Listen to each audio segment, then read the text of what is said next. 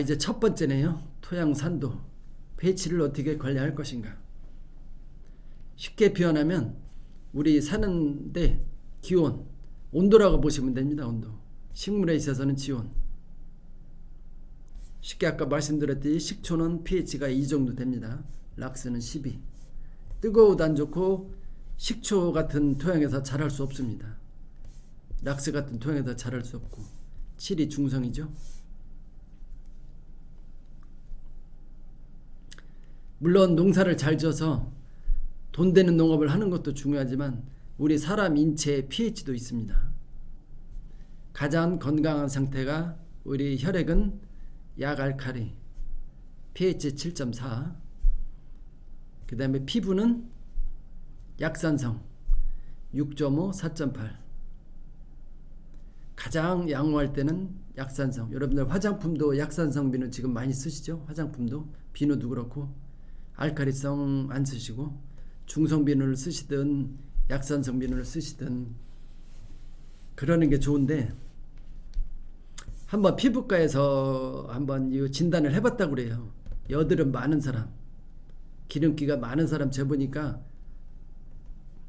pH가 7.5였다고 하더라고요. 열이 많은 거죠, 열. 기름기. 또 하나 아토피, 민감하신 분들의 피부를 재봤더니 pH가 8.5랍니다. 이런 분들한테 예를 들어 알칼리성을 계속 투입한다. 과연 어떨까요? 최소한 중성이든 산성을 써서 중화를 시켜야 되는데 아주 이런 조건에 화장품을 쓰거나 비누를 쓰면 불난 집에 기름 붓는 격이죠.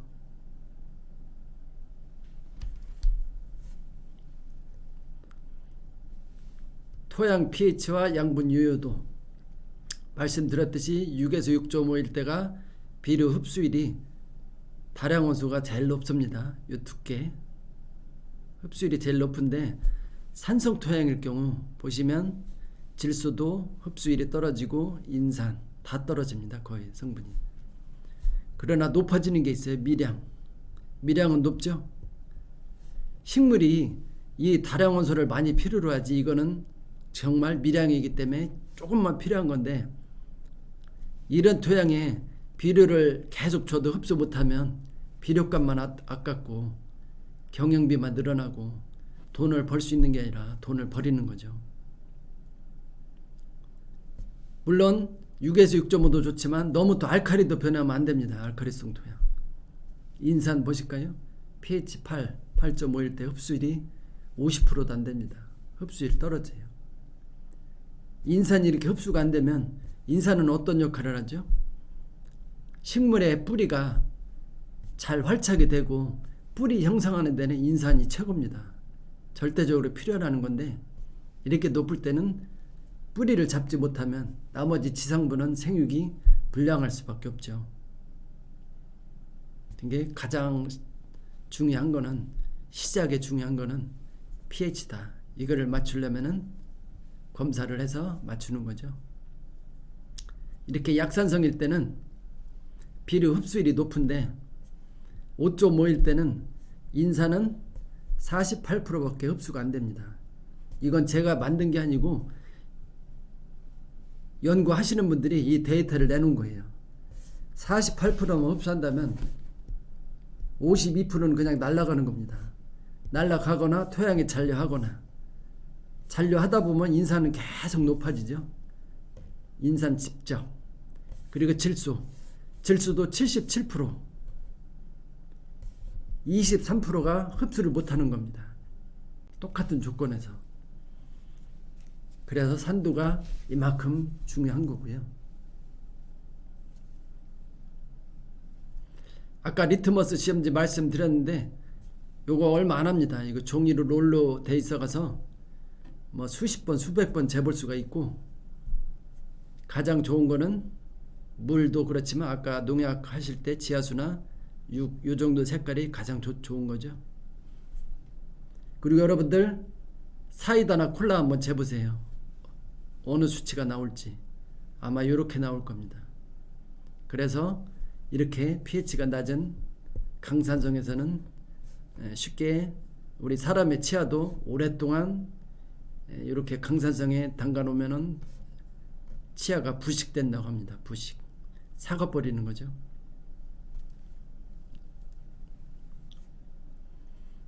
그래서 제가 한번 실험을 해봤어요. 사이다 원액을 재봤더니 pH가 3이 나왔습니다. 3. 강산성이죠. 강산성. 그래서 물에 희석을 해봤어요. 원액을 10배를 희석을 해봤어요. 예를 들어 사이다 1cc에 물 10cc 했더니 pH가 4.5 약간 상승을 하죠. 강산성에서 이제 중성 쪽으로 가는데 1000배를 희석했을 때 그제서야 pH가 중성이 됩니다. 이 뜻은 뭐죠? pH가 낮을 때는 100배를 희석해도 6.6 pH가 변화폭이 작다는 거예요. 진짜 1000배를 희석했을 때 이 정도 올라가니까 여기도 보면은 증류수일 때와 수돗물의 차이인데 어쨌든 이렇게 pH는 물도 이렇게 pH 8하고 섞었을 때도 잘 안 변하는데 토양은 더 안 변합니다. 변화되는 속도가 늦어요. 석회를 내실 때. 그래서 아까 초창기도 말씀드렸지만 석회는 최소한 한 달 전에 그래서 이렇게 이런 사진을 띄워봤고요. 아까 말씀드렸던 농약 가장 적정한 거는 5일 때가 100%라고 했는데 5 맞추기는 어려울 거예요. 그러면 최소한 6이나 이 정도는 맞춰줘라. 낮추는 방법은 pH를 2를 낮출 때는 제가 찾아봤더니 목초액이나 빙초산 물 500에 500리터에 빙초산을 100cc 쓰면 1 정도 낮아진다고 하더라고요. 또 하나 질산이나 황산을 쓸 수도 있지만 이건 굉장히 위험합니다. 위험해요. 하실 때는 진짜 장갑도 두꺼운 끼고 마스크도 하고 이 가스가 안 나와야 그런 조건이어야 되는데 어쨌든 복잡하고 위험하니 어쩔 수 없을 때 빼놓고는 사용을 안 하시는 게 좋고 시중에서 판매되는 산도 조절제나 이런 걸 쓰시는 게 좀 더 안전할 것으로 보입니다. 간혹 현장을 다니다 보면 이제 질문들을 하세요. 빙초산과 농약을 섞어도 되느냐? 락스와 섞어도 되느냐? 아까 말씀드렸죠? 염소는 독성입니다. 독, 가스. 이것도 물론 이 자체로 사람한테 이 자체를 피부에 닿거나 하면 큰일 나겠죠. 이제 호흡기로 들어갔을 때는 더 안 좋고. 어쨌든 이런 특성이 있다는 것을 알아주시고요. 이렇게 칼슘과 석회와 농약의 혼용이 가능하느냐 많이들 질문하시는데 좀 더 과학적으로 접근을 해볼게요. 농약, 살충제는 말씀드렸죠. 약산성일 때 효과가 제일 높은데 이것도 플러스 마이너스 이온을 띈다는 겁니다. 이온, 계면 활성제 포함해서 당연히 칼슘은 알칼리성을 띨 겁니다. 이거는 플러스 이온을 띄는 거고 이렇게 인산을 만나면 인산 칼슘으로 변하고 황을 만나면 황산 칼슘으로 변합니다. 그래서 칼슘이든 석회와 뭔가 황 성분과 하면은 농약 노즐이 막힐 수도 있어요. 이런 침전물이 생기니까 쉽게 농약 호스에 이런 게 낄 수도 있어요. 막히는 거죠. 침전이 되면서 엉키니까. 여기에 또 뭐가 있죠? 유한이 또 황 있죠. 황 S 이거랑 또 섞으면 될까요? 안 될까요? 당연히 안 되겠죠. 당연히 요소는 비료를 졌을 때 피해가 거의 안 나오지만 유한은 피해가 굉장히 많이 나옵니다. 유한 피해. 이것도 말씀드렸다시피 인산의 흡수율인데 가리, 칼슘, 마그네슘 7, 2, 13 이렇게 있는데 칼슘제를 주실 때는 칼슘제 단독으로 사용하는 것보다 붕소와 같이 들은 거를 같은 제품을 선택하시면 흡수율이 좋아집니다. 흡수율. 단독으로 사용할 때보다 이렇게 섞어서 줬을 때. 이렇게 참고를 해주시고요.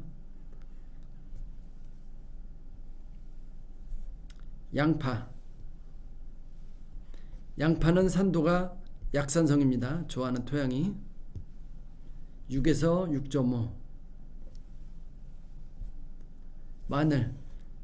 마늘은 양파보다 더 석회가 필요하죠. 아까 양파는 6에서 6.5였지만 마늘은 6.5에서 7입니다. 마늘 심기 전에 7 정도 높게 해주시는 것을 권장을 해드려요. 왜? 마늘을 심고 나서 마늘 생육 중에 얘가 석회를 계속 먹습니다. 칼슘을. 석회를 먹다 보면 떨어집니다. 그렇게 1년, 2년 치다 보면 pH가 떨어지니까 초기에 최소 6.5, 7.05를 맞추시는 걸 권장을 해드리고요.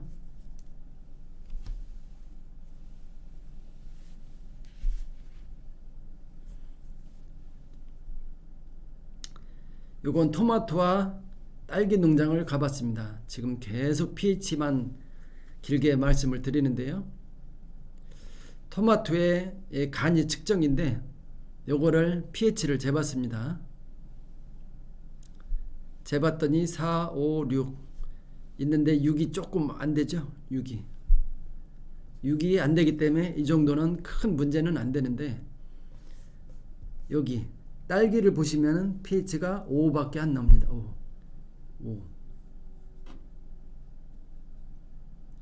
아까 pH가 5일 때는 어떤 증상이 나온다겠죠? 질소를 줘도 아질산가스로 변환된다겠죠? 뿐만 아니라 질소, 인산, 가리, 기타 등등 흡수율이 굉장히 떨어집니다. 20에서 30%. 아주 중요하기 때문에 지금 pH만 아주 오랫동안 얘기를 하고 있습니다. 이것도 이제 응애, 전박의 응애인데 이렇게 많이 살고 있습니다. 딸기에서. 쉽게 산성 토양이란 무슨 토양이느냐? 우리나라는 거의 산성 토양입니다. 산성. 비가 계속 오고 비가 오다 보면 알칼리성, 마그네슘, 가리, 칼슘이 다 빠져나갑니다. 용탈. 그래서 이놈들을 붙잡을 수 있게 퇴비, 유기물을 내시라는 겁니다. 유기물이 이런 양분을 붙잡을 수 있게 시간을 주는 겁니다. 산성으로 되면 어떤 원인은 뭐냐? 쉽게 질소나 황산가리. 황산은 쉽게 산성입니다. 황산. 황비료가 분해될 때. 아까 마늘에는 황산가리를 주면 좋다고 했지만 그렇다고 너무 많이 주면 안 되는데 그래서 마늘을 줄 때는 어떻게 그랬죠? pH를 7까지 올려줘라. 이렇게 황산가리를 줘야 되니 황비료를 줘야 되니 이거는 마늘이 필요라는 성분이기 때문에 그래서 산성으로 많이 변하고 그리고 또 이제 작물이 어떤 양분을 흡수해서 염기가 줄어들 때 말씀드렸죠. 염기는 뭐죠? 가리, 칼슘, 마그네슘. 이거를 작물이 흡수를 하게 됩니다. 특히 마그네슘은 잎이 녹색을 띠는 주성분이죠. 녹색. 식물의 첫째는 잎에서 일을 해야 되는데 잎이 적거나 옅은 연두색을 띠거나 녹색을 안 띠면 광합성을 못하고 효율이 떨어지기 때문에 이 시작이 잘못되면 다 잘못됩니다. 작물이 잘 될 수가 없어요. 그래서 이렇게 중요한 거고요. 또 하나 이제 산성으로 되면 계속 중복인데요. 질소 줘도 48%, 이용률, 반도 이용을 못하고 가리도 70 몇 프로밖에 안 됩니다. 아까 몇 프로라겠죠? 77? 23%가 흡수를 못하고 남은 비료는 잔류돼서 EC를 또 높입니다. EC. 산성이 되면 이런 악 영향을 끼치는데, 또 하나 산성 토해할 때 뭐가 문제가 되냐면 작물이 생육이 불량을 하는 현상을 일으키는데, 중금속, 철이나 알루미늄이나 이런 게 활성화되고 인산이 있어도 불용화, 쓸 수 있는 상태가 아니라 못 쓰는 상태가 돼서 이런 중금속이 식물에 흡수돼서 인체에 축적이 된다고 합니다. 축적. 그래서 어떤 분들은 예를 들어 양배추가 이런 산성통에서 잘 자라거든요. 그래서 어떤 분들은 양배추를 안 드신다는 분들도 있어요. 그거는 이제 그 사람 몫이고, 어쨌든 이런 현상이 있다는 걸 알아주시고, 또 하나 특히 에너지 손실, 오이에 있어서 곤봉과 많이 나오죠. 곤봉과 정상적이지 않은 과, 이거는 원인이 뭐냐, 양분 손실, pH가 일단 낮으면 이런 악영향을 끼친다는 겁니다. 선세가는 뭐죠? 가늘게, 오이가 적당한 굵기로 커야 되는데 아주 가늘게, 곡과 오이가 구부러지는 열매. 결국 이 산도 하나가 계속 말씀드리지만 작물한테 아주 안 좋은 영향을 끼치는 겁니다. 혈압과 같은 토양 산도라고 표현을 했는데, 여러분들 이렇게 작물 한번 보실래요? 어떻게 농사를 잘 지신 것 같으세요? 아니면 여기는 괜찮지만 여기는 안 좋죠? 이것도 원인이 pH입니다. 물론 다른 요인도 있겠지만 결정적인 역할입니다. 가까이 한번 볼까요? 한 번 더 한 발짝 가서 이거를 검사를 해보니까 쭉 뭐 있고 한데, 뭐 물 빠짐이 좋은 사양토 초기에는 잘 컸대요. 많이 냈죠. 비료도만 300평에 내고 액비도 내고, 아까 액비 내면 어떻다겠죠? 너무 많이 내면 비료 독이 생길 수가 있고 pH를 올린다고 했습니다. 일시적으로. 그렇지만 근본적으로 칼슘은 없는 거죠. 부족하거나 영양제도 주고. 정식을 하고 나서 30일부터 이렇게 결구가 안 되고 상추가 잎끝이 변하기 시작하는 겁니다. 초기에 이렇게 증상이 나오면 작물을 다시 심어도 되지만, 수확 얼마 되기도 전에, 얼마 안 남은 상황에서 속 많이 상하죠. 이번은 속. 한번 원인을 살펴봤어요. 진단이 중요하다고 말씀드렸죠. 진단. 산도를 말씀드렸죠. 6에서 6.5에서 7이 적당한데 토양 검사를 해보니까 4.5였습니다. 강산성이죠. 아까 아질산 가스 나온다겠죠. 질소. 석회는 2.4, 정량에 6하고 2.4 비교하면 3분의 1, 4분의 1 함량이 떨어지죠. 고토, Mg 중요하다고 말씀드렸죠. 잎. 상추가 잎의 녹색을 띠려면 2에서 2.5의 ppm이 필요한데 절대적으로 부족하죠. 몇 프로죠? 50%? 나머지 유기물도 적고.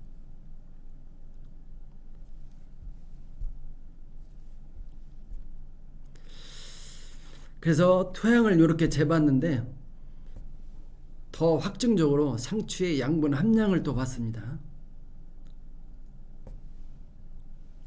이렇게 산도가 낮을 때 질소 아질산 가스로 나와서 흡수가 안 된다고 했는데, 덜 된다고 했는데, 질소를 한번 볼게요. 잎을 봤더니 적정치가 4.8만큼 있어야 되는데 2.5밖에 없습니다. 반도 안 되죠. 잎을 조사해 보니까. 인산도 마찬가지고 다 부족해요. 절대적으로. 마그네슘 보세요. 마그네슘은 이거는 또 더 많네요. 504%. 여기에는 적은데 어떤 증상, 왜일까요? 여기는 토양 적은데 했다. 연면 시비를 했다는 반증이죠. 연면 시비. 연면.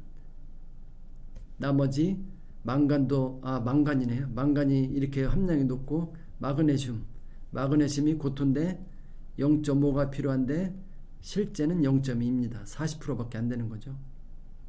이 망간은 미량인데 너무나 많죠. 높죠. 별 조금만 필요한 성분인데 칼슘도 보면 1.7만큼 필요한데 0.7 부족해 다. 왜? 근본 원인은 참 고생 많이 했을 것 같아요. 이분은 결국 석회와 마그네슘 함량이 적고 산도가 매우 낮은 거죠. 이분은 비료, 액비, 영양제도 많이 줬지만 산도가 낮아서 흡수를 못해서 이렇게 부실한 상추가 생산되는 거죠. 이래서 돈 되는 농업을 여러분들이 지금 들으시는 겁니다. 여기 입상 석회고토 있죠? pH 5.5일 때는 아질산 가스로 돼서 변환이 돼서 30% 손실이 난다. 7.2 이상일 때는 암모니아 가스로 변해서 작물에 해를 끼치고 비료가 소실이 돼서 비료값이 더 들어가고 작물도 안 좋다. 이건 그 알칼리분 석회고토 성분을 비료 포대를 봤더니 토양계능제 이걸 봤더니 알칼리분이 51%, 마그네슘 고토죠. 마그네슘 14% 이렇게 쭉 적혀 있는데 여기도 보시면은 1000제곱미터 너무 많이 내시면 안 된다는 걸 보여드리는 거예요. 아까 300kg 넘으면 안 된다겠죠. 밭에는 250, 논에는 125 정량. 12방법은 이렇게 유기질 비료와 함께해서 분해를 촉진시킨다. 석회비료. 또 하나 6.5 이상일 때는 하지 말라고 그랬죠. 해봐야 아까처럼 pH가 너무 낮을 때는 해야 되지만 2 이상일 때는 높으면 알칼리성으로 변환되겠죠. 석회비료의 종류 소석회, 석회고토 쭉 있는데 이건 그냥 넘어가겠습니다. 한 번에 최고로 많이 줄 수 있는 한계가 10R 300평당 이것도 다 다릅니다. 모래땅일 때는 100kg, 보통일 때는 200kg, 절대 넘으면 안 되는 양이 뭐라고 그랬죠? 300kg.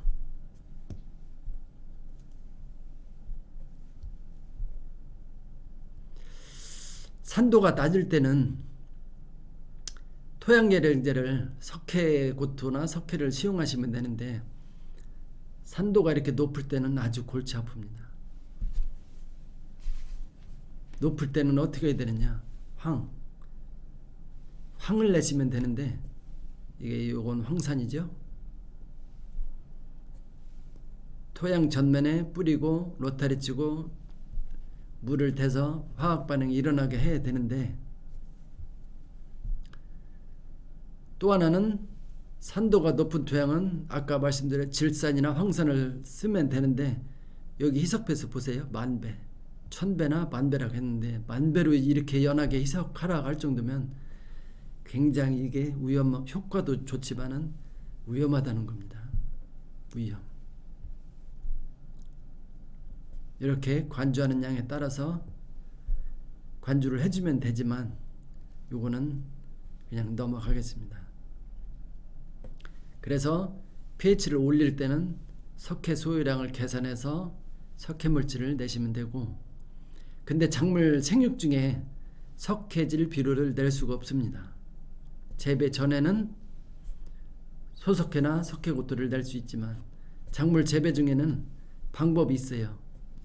석회 포화액을 내시면 되거든요. 석회 포화액 관주 한 번을 내시는 게 아니라 한 번 내시고 두 번 내시고 토양의 pH를 재보고 여러 번 하셔야 돼요.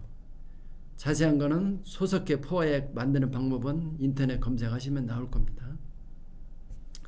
그리고 pH 내리는 방법 말씀드렸죠. 황토나 유기물질, 양분이 적은 황가루, 질산 이런 방법이 있다는 걸 말씀드리고요. 석회는 비료의 역할도 하지만 토양계열의 영재의 역할도 합니다. 일석이조죠.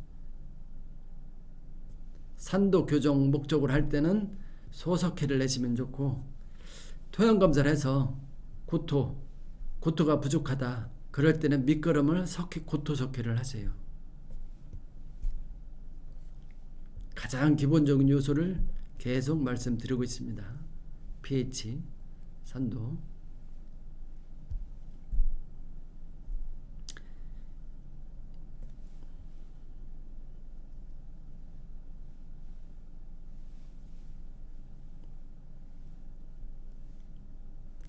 여기 하우스도 한번 보실게요. 고추 하우스를 이렇게 심어 놨는데 볏짚도 깔고 언뜻 보면 잘 된 것 같아요. 여기서 제가 왜 이런 화면을 띄웠냐면 재배 환경, 처음 화면에서 중요하다겠죠. 환경에 맞게 관리를 해줘야 되는데 온도, 습도, 햇빛, 수분 굉장히 중요한데, 토양 산도와 질소가스, 이것도 작물 심고 초기에 이렇게 가스가 나와서 하엽이 다 타고 있습니다. 이거는 질소비료와 발효가 덜 된 퇴비를 너무 많이 사용했을 때, 알칼리 토양에서는 암모니아 가스, 산성 토양에서는 아질산가스. 여기서 이렇게 가스 나오는데 응급 대책이 필요하죠. 응급 대책. 이렇게 피해 나온다고 가만히 있을 수는 없습니다. 가장 좋은 게 광합성균입니다. 광합성균. 시중에서 광합성균을 사셔가지고 관주를 해주시면 광합성균의 역할이 질소 가스를 흡착을 합니다. 흡착을 해서 분해를 해서 날려보냅니다. 날려보내. 광합성균. 그래서 돈사든 축사에서 광합성균을 뿌리시는 이유가 그겁니다. 이 질소, 황화수소, 이 가스를 흡착해서 분해하고 내보내니까 이런 광합성균 효과가 있는 거죠. 이제 호박을 그 장애 진단을 해보겠어요. 뿌리를 보시면 토양 양분을 한번 분석을 해봤습니다. 여기도 산도가 6에서 6.5가 가장 적정한데 5.2예요. 강산성이죠. 염류가 뭐라고 그랬죠? EC는 높아요. 물론 EC 이게 4라고 해서 다 나쁜 건 아니에요. 이거의 영향은 유기물의 함량에 따라서 4, 5, 6까지 줘도 됩니다. 비료를. 유기물 농도에 따라서, 함량에 따라서. 석회, 어떻게 보면 석회도 적정량이 5에서 6인데 석회도 높아요. 가래도 높고 고토도 높아요. 적정한 것 같지만 높죠. 문제가 되는 게 이 하나 때문에 문제가 되는 거예요. 다 항목이 적정치 있다 하더라도 질산 대질소 20,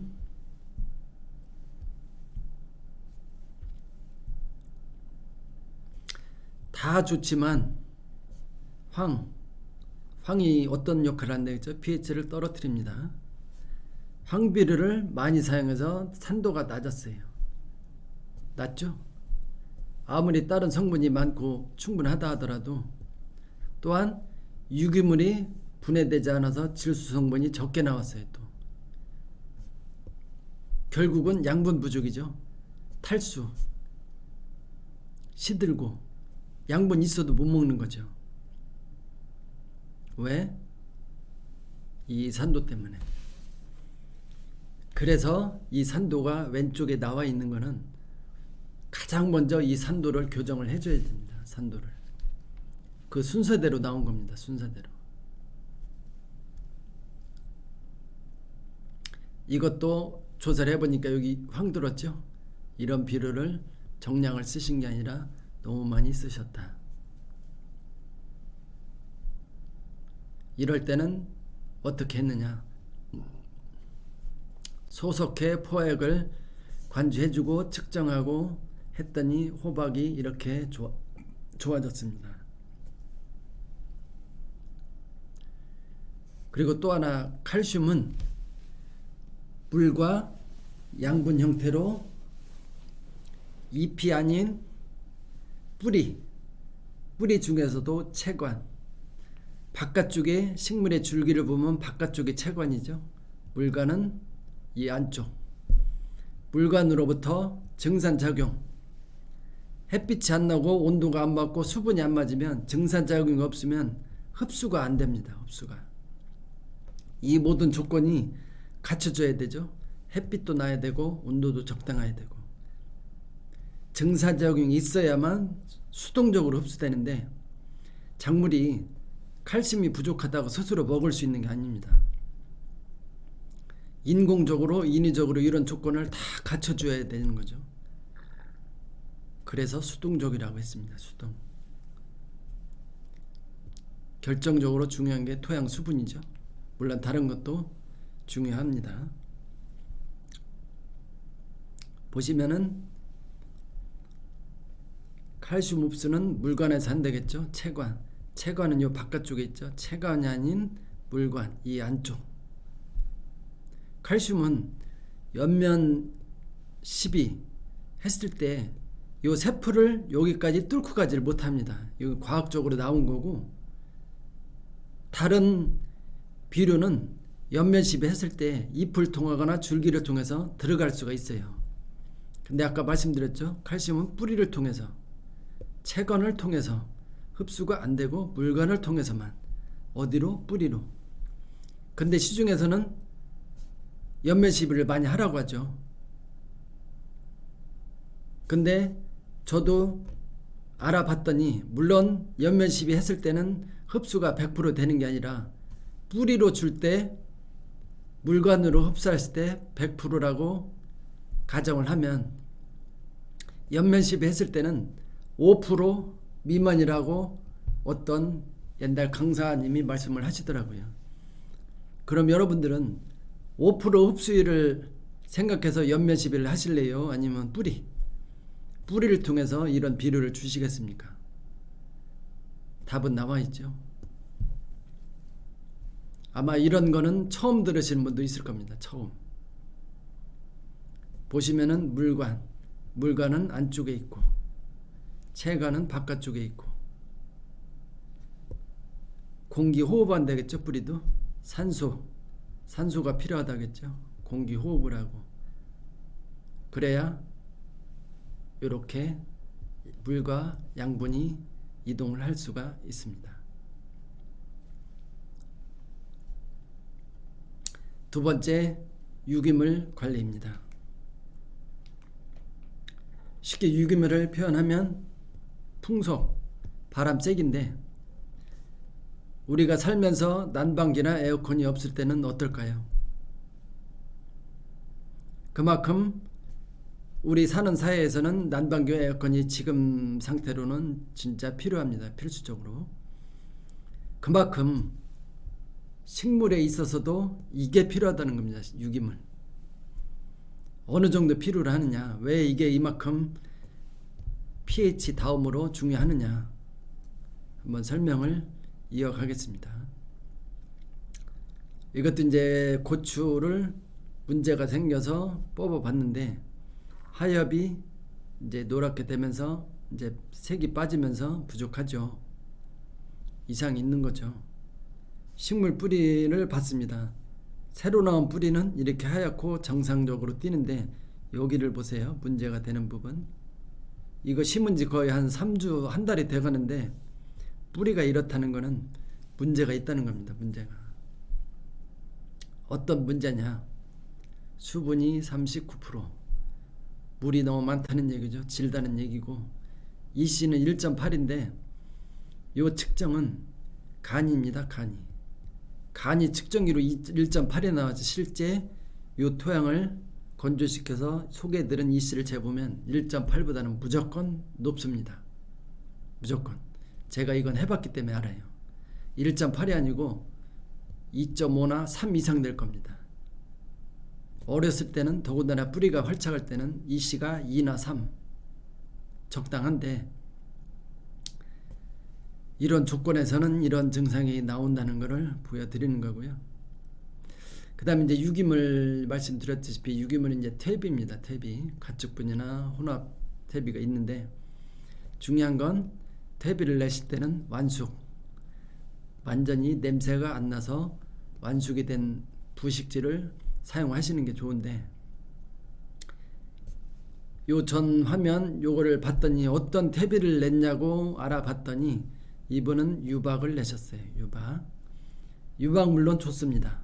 좋은 제품인데 주의사항이 있어요. 주의사항.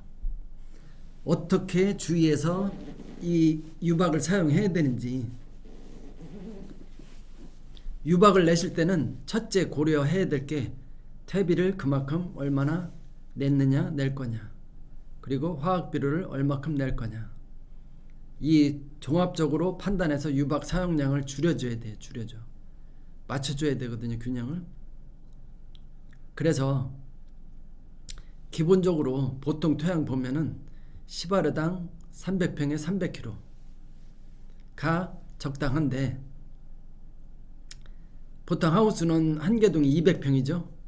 10포대 200kg가 10포대가 적당한데, 이거는 또 시기에 따라 다릅니다. 10포대가 많을 때도 있고 적을 때도 있는데, 이건 물론 퇴비와 화학비료 영향을 받는 거죠. 이게 보통 보면은 여러분들은 유박 쓸 때 10포대라고 해도 요 퇴비와 화학비료를 낼 거 생각해서 10포가 아니라 5포대나 적게 주셔야 돼요. 또 중요한 게 작물을 심기 전에 최소한 30일 전에 유박 비료를 내시고 경운을 하셔야 돼요. 안 그러면 한여름에는 예를 들어 한 20일 전에 뿌리고 유박을 뿌리고 로타리를 치고 하우스를 측창을 닫아놓고 열을 가해서 유박이 분해될 수 있게, 그 시간이 뭐 20일이나 30일은 되는데, 예를 들어 2월 달에 정식을 하는데 유박을 20일 전에 뿌렸다. 그럼 2월이나 3월 초에 이렇게 온도가 올라갈까요? 지온이 안 올라가요. 그러면 분해되는 시간이 30일이 아니고 40일, 50일 될 수도 있어서 시간이 흘러서 피해가 2월 달에 나오는 게 아니라 4월 달, 5월 달에 유박이 분해되면서 이런 피해가 나옵니다.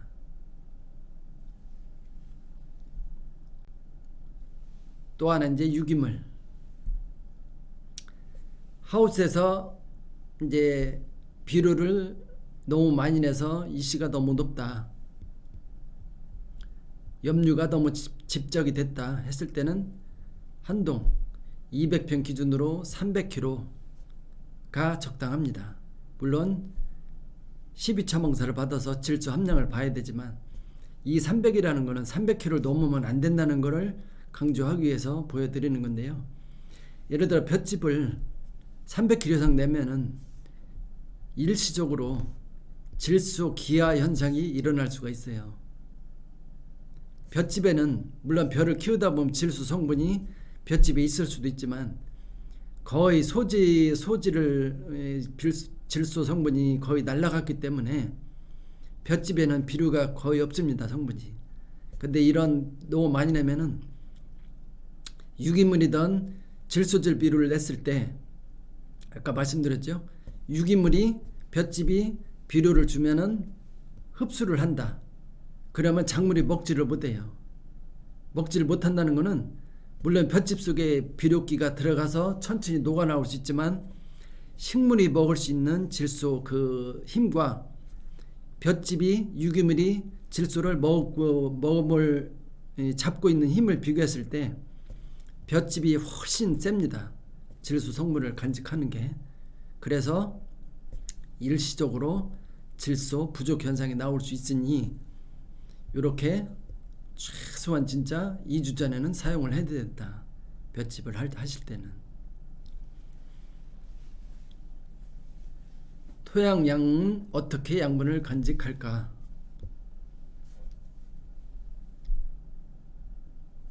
토양의 교질 말씀드렸죠? 양이온 플러스 이온, 이게 잘 붙으려면 유기물을 내서 토양 교질을 마이너스를 띄게 여러분들이 만들어 주셔야 돼요. 음지온.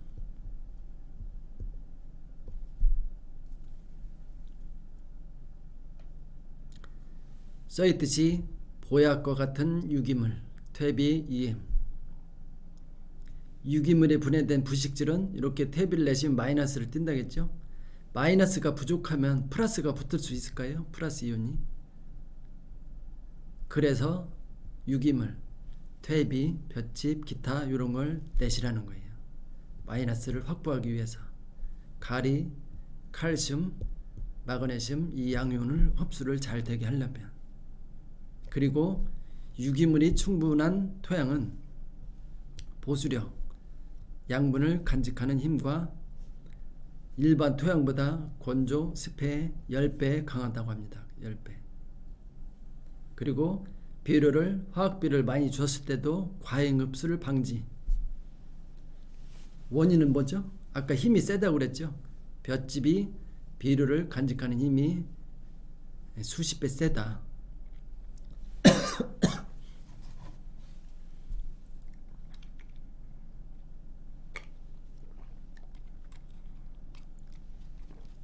쉽게 표현하면 유기물 퇴비는 여러분들은 비료를 저장하는 창구라고 이해를 하시면 좋겠습니다.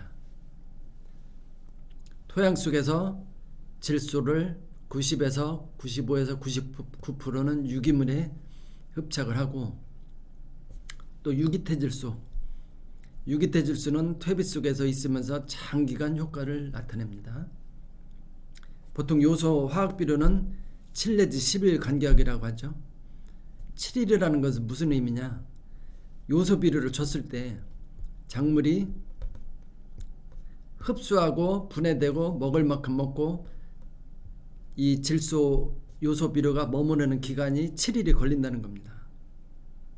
7일 간격으로 주라는 건 그 뜻이고, 만약에 3일 간격으로 줬다 그러면 양과 농도가 2배가 되는 거죠. 예를 들어 양이 2배가 되면 어떻죠?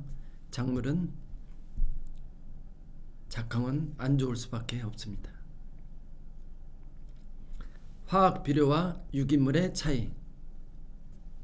양분을 공급, 다량 원수와 미량 원수를 공급하는 원천입니다. 퇴비 속에. 이건 중복되는 내용이고요. 또 하나, 미생물 활성을 증대시킨다. 비타민과 호르몬과 아미노산을 공급해서 퇴비를 넣고 안 넣고의 차이는, 이런 거는 맛을 느끼는 겁니다. 맛. 양액 재배, 화학 비료만 줬을 때는 이런 게 없죠. 물론 아미노산은 있습니다. 단백질. 비타민은 없죠. 저기 양액에 이런 성분이 있기 때문에 토경 재배와 양액 재배할 때 어떤 분들은 양액 재배가 했을 경우 맛이 덜하다, 맛이 없다, 그렇게 얘기가 오고 가고 있습니다.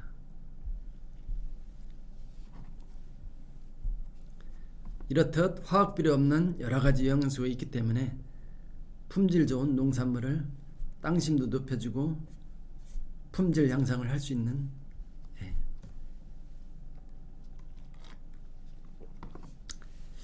화학 비료는 비유가 빠르고 짧지만 유기물은 천천히 오래 가는 겁니다. 이건 뭐 다 설명을 드렸으니까 마치고요. 가축분 퇴비의 질소 비료량이거든요.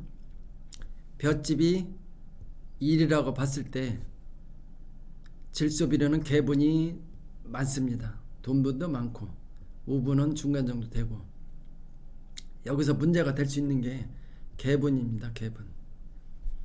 노지는 덜하지만 개분을 시설하우스 작물에 줬을 때는 개분이 비료 속도가 가장 빠릅니다. 그래서 하우스는 작물을 천천히 키워야 되는데 속효성이라 질소를 속효성이나 퇴비 속에 있는 질소가 빨리 나와서 작물이 빨리 먹는 바람에 웃자랍니다. 웃자라. 이런 단점이 있고, 그래서 퇴비를 분해하려면 뭐가 필요하냐? 말씀드렸죠? 미생물. 퇴비를 분해하는 건 미생물이 필요하다. 퇴비, 유기태라는 건 뭐죠? 유기태. 생명이 살 수 있는 조건을 유기태라고 합니다. 기가 있다는 거죠. 기가 없다. 어떤 기라는 건 생명. 이런 퇴비를 내면 식물이 흡수할 수 있는 비료로 바꿔주려면 뭐가 필요하냐? 미생물이 필요로 하는 거죠. 미생물.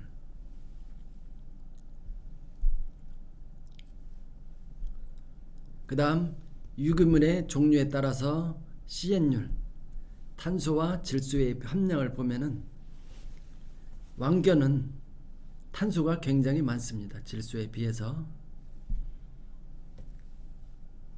그 다음 돈분을 보실까요? 돈분은 CN율이 떨어지죠. 그만큼 질소가 높다는 얘기입니다. 10이라는 거는. 퇴비는 500, CN율이 500이라는 겁니다. 그만큼 질소 함량이 낮다는 걸 뜻하는 거죠.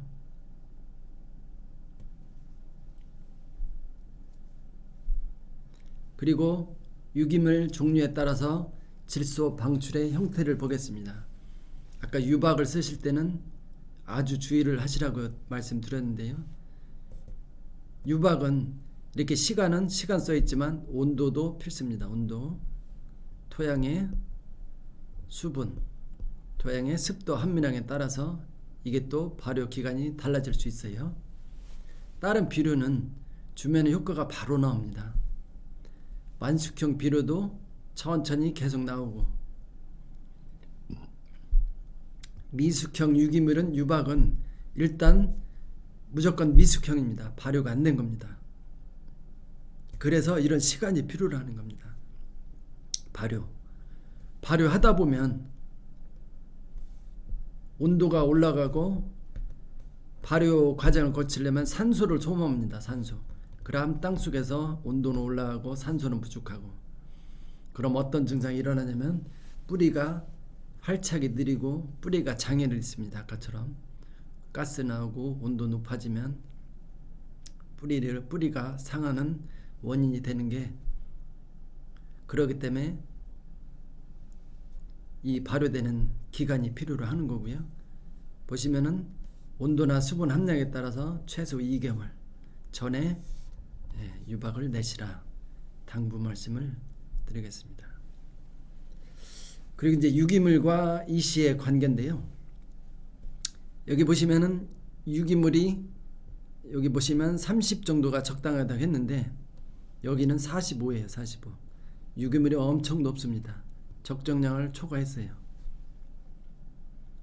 근데 이씨, 아까 이씨 작물의 생육 중에는 얼마가 좋다고 그랬죠? 뭐 3이든 4, 그 정도 돼야 되는데 여기는 10이 나왔습니다. 비료가 10, 농도가.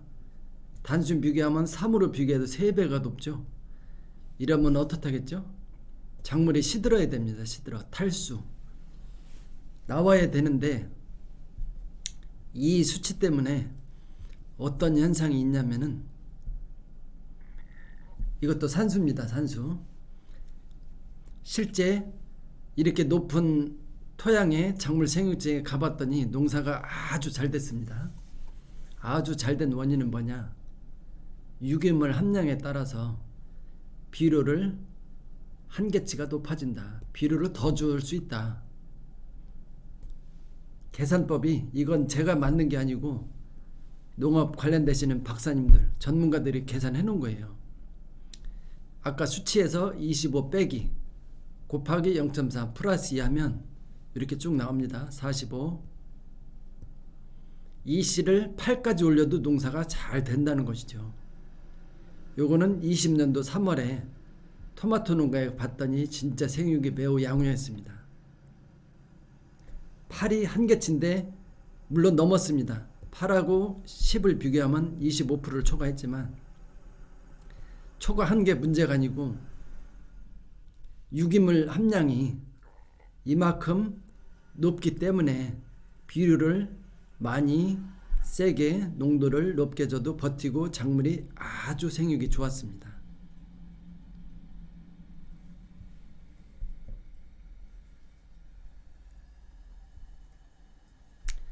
또 하나 이제 보시면 배 과수원에 간 적이 있는데요. 이제 이분은 고라니를 쫓기 위해서, 고라니와 멧돼지를 쫓기 위해서 배 과원에 요걸 설치했습니다. 맥주병에 끈을 매달아서, 요거는 사람 머리카락입니다. 머리카락. 사람도 이 모발 속에 단백질이 있고 어떤 냄새를 풍기죠. 단백질. 이 냄새를 멧돼지나 고라니가 냄새를 맡고 이분은 이제 못 오게 한 건데, 제가 실제 여쭤봤더니 어느 정도 효과가 있다, 그런 말씀을 하시더라고요.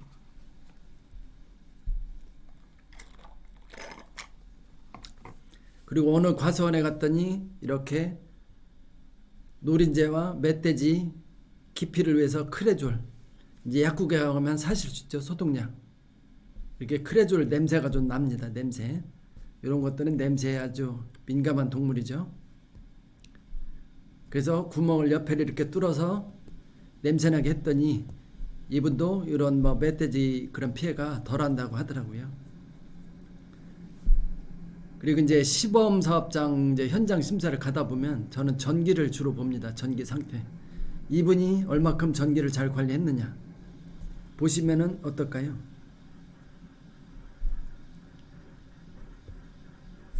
이런 분들은 저는 점수를 깎습니다. 마이너스 몇 점, 배점에서. 계속 비료와 전기를 설명드렸듯이 전기 하나 이런 걸 관리를 잘못해서 불이 나거나 문제가 생기면 아무리 이런 작물이 좋아도 특히 시설 하우스 같은 경우는 불이 날 수도 있습니다. 전기 상태. 그만큼 전기가 중요한 겁니다. 세 번째, 유용 미생물 활용입니다. EM, 이펙티브 마이크로 오가니즘이라 하는데, 미생물을 어떻게 농업적으로 활용하는 게 좋은지 알아보도록 하겠습니다. 시설 재배 때 지온이 낮아지면 미생물의 활동이 둔화됩니다. 그러면 질소는 작물이 이용할 수 있는 형태로 전이가 되지 않아서 가스 발생이 된다고 하는데, 아까도 말씀드렸죠. 퇴비 중에 질소 성분은 암모니아태, 아질산, 질산태로 변하는데 pH가 낮을 때는 아질산 가스로, 높을 때는 암모니아 가스로 pH가 중요하다는 거죠. 미생물이라고 하는 제품을 봤습니다. 일로 와서 균 확인해달라고 해야 돼. 혹시 미생물이 스스로 움직이는 게 보이시나요? 제가 보기에는 거의 멈춰 있습니다. 멈춰 있죠? 아니요, 그 사람들 이런 제품을 미생물이라고 팔러 다니는 사람도 있는데, 이런 게 궁금하시면은 일로 와서 균 확인해달라고 농업기술센터나 오시면 아마 현미경 이런 걸 통해서 검사를 해드립니다. 다음으로 넘어가겠습니다. 아니요, 그 사람들 보면은 균에는 이렇게 세 가지 종류가 있습니다. 곰팡이, 아까 딸기, 사상균이 곰팡이라겠죠. 랄스토니아 세균, TSWV 고추는 바이러스, 범인은 총체벌레, 곰팡이는 크기가 크죠. 0.1. 세균은 박테리아는 곰팡이보다 작고 바이러스는 더 작습니다. 도대체 EM이 뭐냐? 보통은 혼합균을 많이 씁니다. 주로 유산균을 균은주로 쓰고, EM을 pH를 재보면 제대로 발효가 된 제품은 그 성분이 유산균인데 주로 3.5 정도가 됩니다.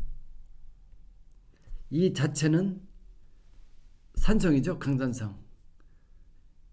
그렇다고 이거를 토양에 줬을 때 계속 산성으로 있는 게 아니라 나중에는 이게 pH가 올라가는 영향을 끼치는 겁니다. 계속 요거를 pH를 이렇게 하는 게 아니라, 물론 pH 원액인 상태가 이렇고 희석을 하죠. 1000배 옆면 12 할 때는 1000배로 희석해야 되고, 이제 물로 관주를 해주신다 그럴 때는 원액 3.5짜리를 뿌리시는 게 아니라 500배로 물 500에 1리터를 하시면 거의 500배인데, 이때는 아까 말씀드렸듯이 pH가 올라갑니다. 3.5가 아니라 뭐 6이 됐든 7로. 그래서 피해가 없는 거지, 원액을 쓰시면 큰일 납니다. 유산균, 효모, 바실러스, 광합성균. 아까 광합성균 특성 말씀드렸죠. 광합성균은 어떤 역할을 한다.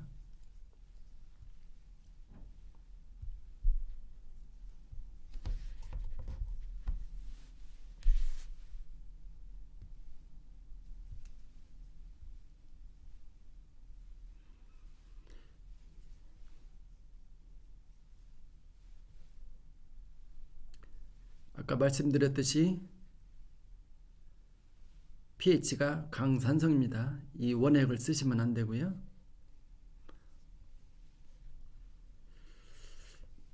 예전에 사무실서 배양을 할 때 균주가 이걸 썼습니다. 락토바실러스 카제이. EM의 탄생 배경에 대해서는 생략을 하겠습니다. 자료를 참고하시고요. 미생물이 아무 때나 효과가 있는 게 아니라 효과를 보려면 어떠한 조건이 필요합니다.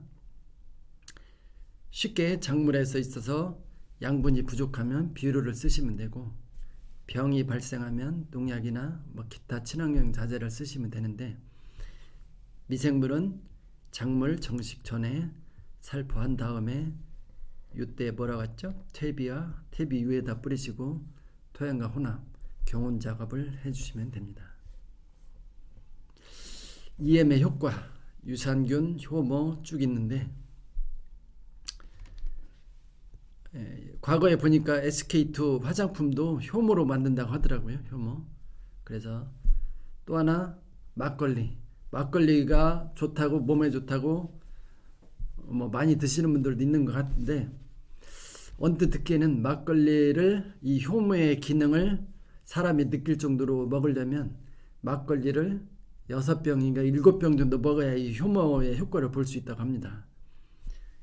이 효과를 보기 위해서 막걸리를 6병 먹으면 어떻게 될까요, 사람이? 이거는 말씀 안 드려도 뻔할 뻔짜니까 말씀드리고, 광합성균 특징이 뭐라고 그랬지 아까? 토양 내 유해 물질을 정화한다. H2S, 황, 가스, 질소가스 분해하고 흡착한다고 그랬죠.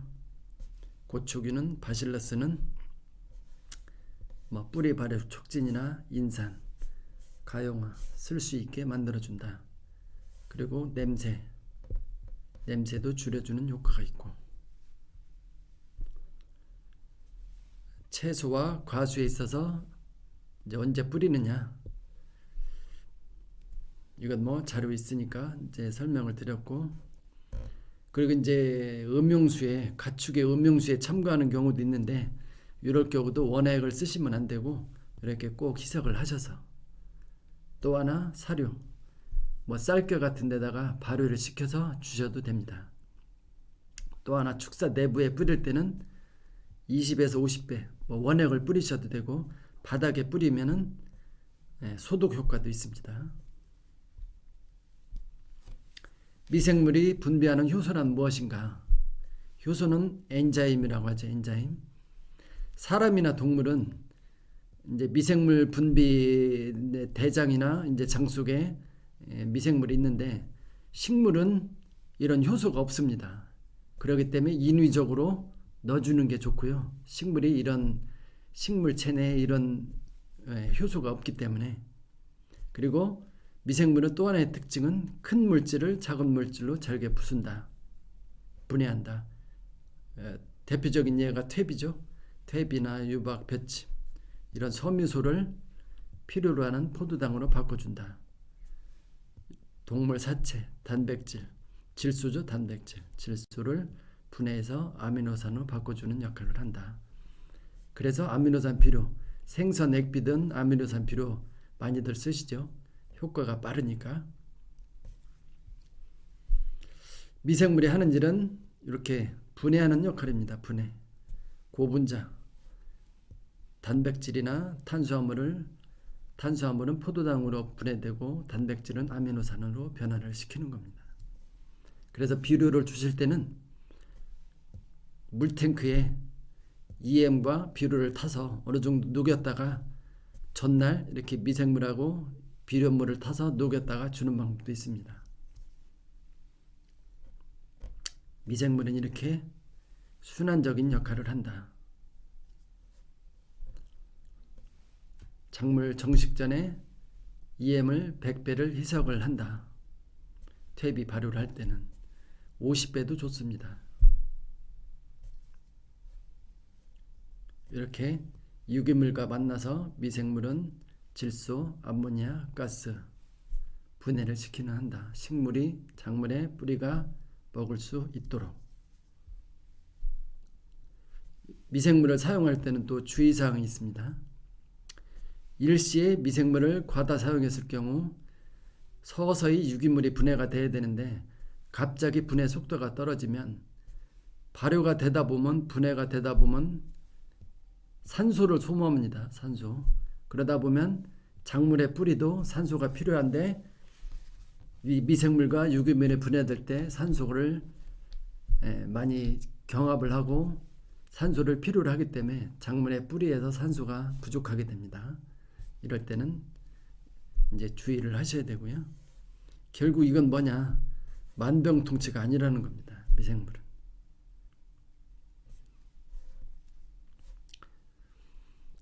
그리고 미생물은 화학 비료나 농약처럼 빠른 효과는 기대할 수 없습니다. 보관하실 때의 방법은 햇볕이 들지 않는 상온, 그늘에 보관하시면 되고요. 특히 햇빛은 자외선이 있기 때문에 미생물이 죽거나 영하에서는 활성도가 떨어집니다. 또 하나 중요한 것은 살균제와 섞으시면 안 됩니다. 같은 살균제 균 계통이기 때문에 EM이 사멸할 수도 있고, 또 이제 미생물을 통을 보시면은 하얗게 뜨는 물질이 있는데 요거는 유해균이 아니고 유익균입니다. 효모. 이게 문제가 되는 건 아니고요. 혹시 어떤 발효 과정을 거칠 때 검정 곰팡이가 낀다, 이런 건 문제가 있는 겁니다. 유해균이 더 많아서 검정색을 띠는 거니까 이런 거는 쓰시면 안 되고요. 그리고 이제 장기간 보관하다 보면 용기가 부풀 수도 있는데 잘못하면 이제 가스가 나와서 잘못하면 터질 수가 있어요. 그렇기 때문에 뚜껑을 살짝 열었다가 가스를 빼주시는 게 중요하고요. 옛날 이렇게 퇴비장 만들 때 여기다가 미생물을 뿌려주면 좋은데 여기다 뿌렸을 경우 잘 흡수가 밑으로 이동이 잘 안 될 겁니다. 그러면 중간중간 구멍을 뚫든 파이프로 뭔가 구멍을 내주고 밑에 하면은 밑에서 발효가 되면서 이 위까지 발효가 잘 됩니다. 퇴비를 많이 주면 미생물이 증가한다. 미생물 수는 유기물 함량에 따라서 좌우가 된다. 요거 이제 집락, 균에 집락되는 형성수인데요. 보시면은 퇴비를 많이 내면 집락수가 많다는 것을 그래프가 보여주고 있습니다. 퇴비가 없을 때는 아주 균이 살 수 있는 조건이 안 되기 때문에 이런 그래프를 보여주고 있고요. 다음 이제 물 관리입니다. 물. 흙도 숨을 쉬어야 되는데 아까 말씀드렸듯이 공기 중에 산소가 사람 살기에는 20%인데 뿌리도 0.2%가 필요하다고 합니다. 0.2%, 10분의 1. 호흡을 하려면 뿌리도. 흑살이 좋아야 되는데 뿌리가 발달하려면 그 중에 물이 한 25%, 토양 속에 공기가 한 25%, 일반 흙이 45%, 유기물, 퇴비가 한 5%. 요때 떼알 구조로 변환이 돼서 물과 공기 알맞게 유지하는 조건이 되는 겁니다. 토양의 수분 함량이다. 물론 작물에 따라 다르겠지만 정식 초기에는 수분이 조금 더 많이 필요로 합니다. 25%. 그리고 커가면서 한 5%가량 영양생성이 줄는데 이 원인은 토양 속에 물이 너무 주변에 많으면 뿌리가 뻗으려고 안 합니다. 약간은 수분을 줄여서 공기를 더 많이 해서 이 주변에 물이 있으면 뿌리가 뻗도록 살기 위해서 뻗도록 공간을 마련을 해주는 겁니다. 그렇기 때문에 약간 수분을 줄여주는 게 좋고요. 개화기는 당연히 꽃이 피고 열매를 맺어야 되기 때문에 수분 함량이 늘어나는 거고요. 그리고 여름철에는 증산량이 높기 때문에 수분 함량은 더 많이 필요로 하는 거고, 그리고 이제 비료를 주실 때는 여름 기준으로 예를 들어 100% 기준 했을 때 28%가 수분 함량이 적당한데 겨울에는 조금 덜 주셔도 됩니다. 그 이유는 겨울철에는 증산량이 떨어지기 때문에, 여름에 비해서 떨어지기 때문에 조금 덜 주셔도 되고요. 물량을. 이거는 물을 알맞게 줘야 되는데 물을 너무 많이 줬을 경우 이 수치가 34.7%인데 보시면은 농사 흉년이죠. 보시면 농사 망했습니다. 여기도 보시면은 이끼, 염류, 녹색을 띠는데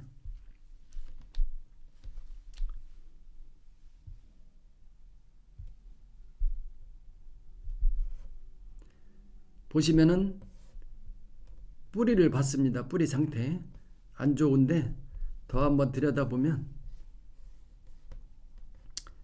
결론적으로 34.7이 요 수분 함량입니다. 수분 함량.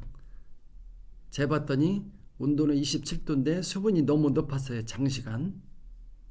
그렇기 때문에 물을 너무 많이 줘도 이렇게 작물이 안 좋다. 물도 많고 비료도 많을 경우는 이렇게 뿌리가 상하기 쉬운데 실제 굵은 뿌리는 나무를 지탱하는 데 큰 역할을 합니다.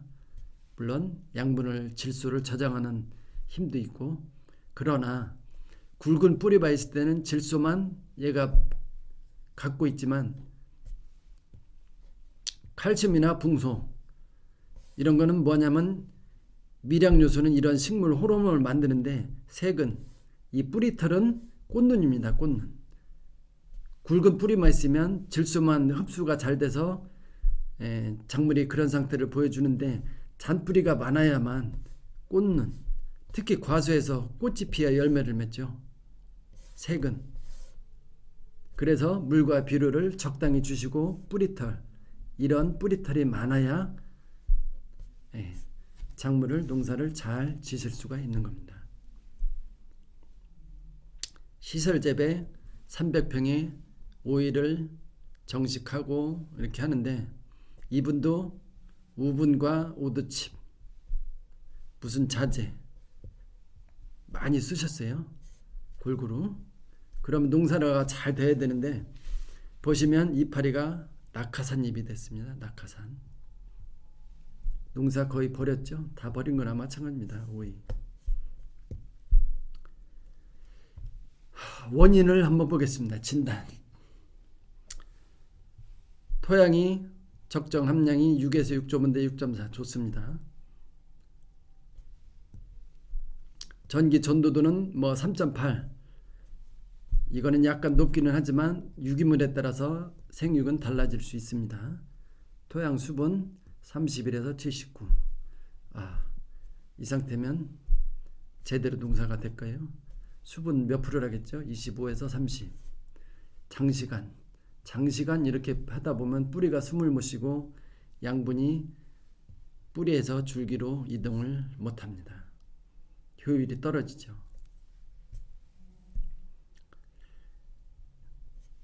이런 뿌리가 발달한 토양과 이건 뿌리가 이제 겉에만 있는 건데 A는 어떤 토양이냐? 건조한 계곡 토양입니다. 건조했을 때는 이 작물이 살으려고 뿌리를 깊게 내립니다. 60cm, 90cm. B는 수변한 산림토양인데 계속 이 표면에 있기 때문에 식물의 본능은 깊게 들어가려고 하지 않습니다. 옆에서만 있지. 하여튼 이런 상태를 보여주는 거고요. 이 사진 보시면은 새가 몇 마리로 보이시나요? 새 몇 마리? 한 마리, 두 마리, 세 마리, 네 마리, 다섯 마리. 혹시 다른 걸로 보이시는 분 계세요? 새 말고 다른 게 보인다. 아, 여기 나무도 보이네요. 다른 걸로 보이세요? 하나만 볼 때는 이해하기가 쉽지 않은데 새만 보일 수도 있는데 다음 화면을 보실게요. 이건 조금 더 이해하기 쉽습니다. 꽃인데 요걸 사람의 입으로 생각하시고 눈 각각을 봤을 때는 파악하기가 어렵지만 이건 얼굴 라인이고 두 개를 합쳤을 때 사람 얼굴하고 비슷하구나 느껴지죠? 눈, 입술. 하여튼 이건 재미 차원에서 하는 거고요.